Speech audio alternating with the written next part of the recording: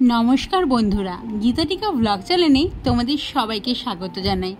যারা যেখান থেকে আমার ভিডিও দেখছো, আশা করি সবাই সুস্থ আছো, ভালো রয়েছো। আমার প্রত্যেকটা ভিডিও শুরু হয় রান্নাঘর থেকে, কারণ আমরা হাউসওয়াইফ, বাড়িতেই থাকি।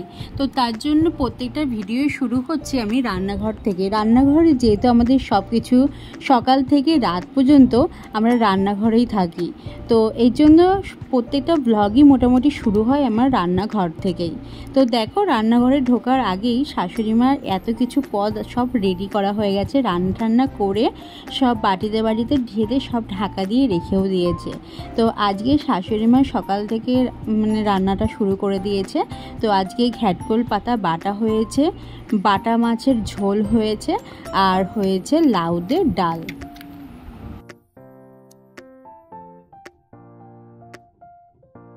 আর এই দিকে আমি দেখো তৈরি করব ভেটকি মাছের পাতুরি।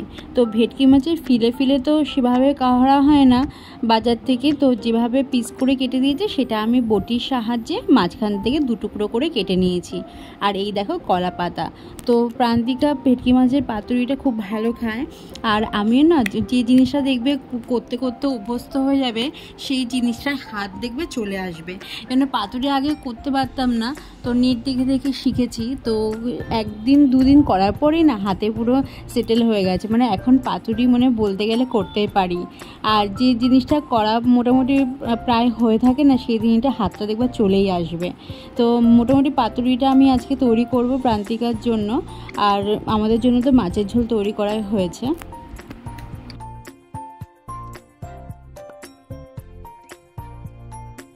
তো প্রথমে লেবু দিয়ে নুন আর হলুদ দিয়ে ম্যারিনেট করে রেখে দিয়েছিলাম প্রায় আধ ঘন্টারও বেশি। তো এরপরে সব সর্ষে, পোস্ত, দই, নুন, একটু হলুদ, লঙ্কা দিয়ে একটু জিরে গুঁড়ো দিয়ে একটা মশলা তৈরি করে দেখো কলা পাতার মধ্যে দিয়ে সেটা আমি আটকে নিচ্ছি।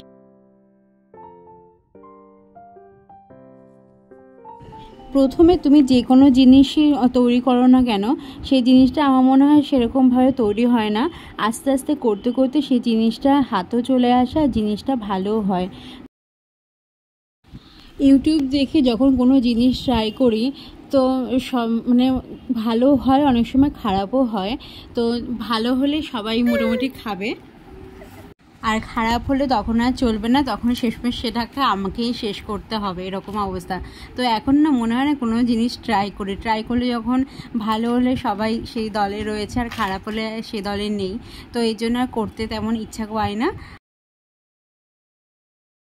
আর আমি যেহেতু আগে ভিডিও করে তারপরে লিপটা দিই, তো দেখো পুচকু এখন হু হু করছে। আর এইদিকে তোমাদের সাথে কথা বলতে বলতে আমার পাতুরিটা বাঁধাও হয়ে গেছে। চলো তাহলে পাতুরিটা রেডি করে নিই। আজকে হচ্ছে প্রান্তিকার কম্পিউটার পরীক্ষা। দেখো, তো তৈরি হয়ে গেছে। তো শ্বশুরমশাই এখন ওকে দিতে যাবে। মেনলি আমি মাঝে দিতেও যাই, আবার নিয়েও আসি, কিন্তু যে কোনো একজন অল্টারনেটিভ করে এখন যাই, যেহেতু পুচকু এখন ছোট। গুড আফটারনুন বন্ধুরা। তো এখন বেজে গেছে প্রায় 1:45-ও বেশি। এই প্রান্তিকা পেরিয়ে গেল ওর পরীক্ষা, এক্সাম আজকে হচ্ছে কম্পিউটার পরীক্ষা। তো রাত্রিবেলায় পড়তে বসেছিল, একটু কিছু কিছু দেখলাম মুখস্থ রয়েছে, জানি না এখন কি করবে। সকালে মিস আবার এসে কিছু পড়ালো, তো বলছে তো আমি সব পারবো। সব পারা যেই যখন পরীক্ষা হয়ে যায় তখন যখন ধরি, এটা করেছিস, এই বাবা এটা তো করিনি, এটা কি করেছিস, সেটা আমি এই করেছি, তো হয়নি, এরকম। বাচ্চা তো এই করিস নে, ওই করিস নে, তখন বেড়ে যা আমি করিনি, তো তো পুচকু এখন ঘুমোচ্ছে, বাবা ঘুম পাড়িয়ে দিয়ে গেল। আর এখন যেহেতু 1:45-এরও বেশি বাজে, সব কিছু কমপ্লিট হয়ে গেছে। স্নান আজকে একটু তাড়াতাড়ি করে নিয়েছি, আর হয়ে গেছে মোটামুটি। আর আজকে হচ্ছে আকাশটা একটু মেঘলা মেঘলা, দেখো বৃষ্টি হচ্ছে, ছাদে জামা কাপড় সকালে পুরো ভরা, ছাদ পুরো কোনো জায়গা নেই, এরকম পুরো ভরা।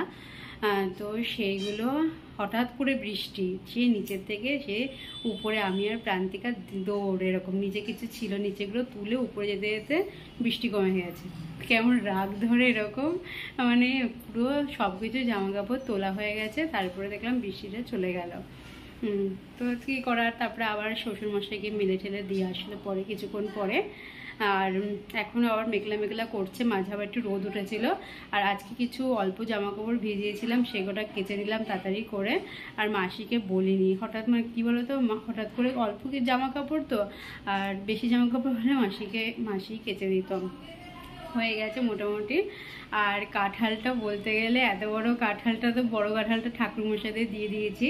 আর যে ছোট কাঁঠালটা রয়েছে সেটা আজকে মনে হয় 2-3 কোয়া রয়েছে, আজকে মনে শেষ হলো। এরকম মানে কাঁঠাল আর কাঁঠাল এরকম।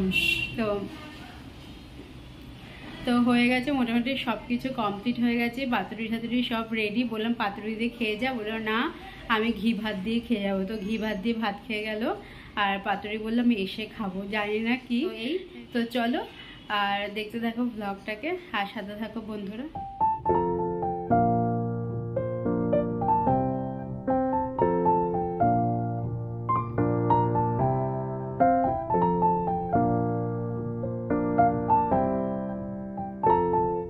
দুপুরে খাবার নিয়ে নিয়েছি, দেখো এখানে ঘ্যাটকল পাতা বাটা নিয়েছি, লঙ্কা সেদ্ধ নিয়েছি, লেবু নিয়েছি, আর আগের দিনের একটু ডিম ছিল মাছের, তো সেটা নিয়েছি, আর পেঁপের ডাল, আর এদিকে রয়েছে বাটা মাছের ঝোল, কাঁঠালের বীজ আলু দিয়ে করা। তো চলো তাহলে খাওয়া দাওয়াটা শুরু করা যাক। ঘ্যাটকল খেতে অনেকেই খুবই ভয় পায়, কারণ অনেক সময় গাল ধরে। তো আমরা কিন্তু ঘ্যাটকলের ছাল যেটা সেটাও ছাড়াই না, ডাইরেক্ট খাই, কিন্তু কোনো সমস্যা হয় না। তো চলো খেয়ে দিয়ে নিয়ে এবার ঘ্যাটকল দিয়ে। তো ঘ্যাটকল পাতা বাটাটা খেতে সত্যি খুবই ভালো লাগে, একটু ঝাল ঝাল হলে তো আরও খুবই হয়। প্রান্তিকা খেতে যায় না, কারণ অনেক সময় গাল যদি ধরে, কিন্তু আমাদের বাড়ির ঘ্যাটকল পাতা বাটা তো কোনো গাল ধরে না, কারণ এটা তো কোনো জলা জায়গার না। তো চলো শুরু করে নিই।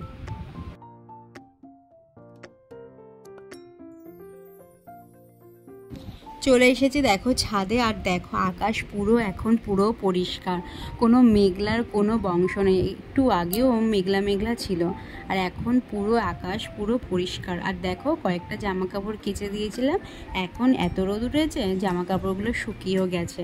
তো চলো জামা কাপড়গুলো তুলে নিই। হয়ে গেছে এখন ইভিনিং টাইম, আর ইভিনিংয়ে দেখো আজকে তৈরি করবো যে মাংসের পকোড়া।